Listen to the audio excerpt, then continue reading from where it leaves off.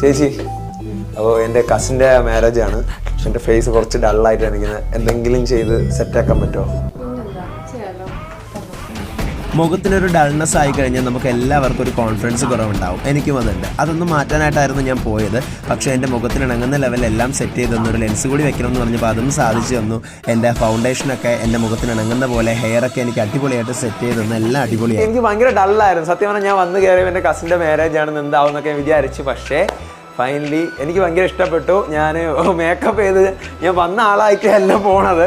ഓവറായി എന്നൊന്നും എനിക്ക് തോന്നണില്ല. പേഴ്സണലി കൊള്ളാം. ഒരു കാര്യം എടുത്തു പറയാം, ഇത് ജെൻസിന്റെ അല്ല കേട്ടോ, നിന്നെ അറിയാവുന്നതുകൊണ്ട് മാത്രമാണ്. അതെ, ഇത് ജെൻസിൻ്റെതല്ല, ലേഡീസിൻ്റെ ബ്യൂട്ടി പാർലറാണ്. നെടുമങ്ങാടുള്ള, ട്രിവാൻഡ്രം നെടുമങ്ങാടാണ് ഉള്ളത്.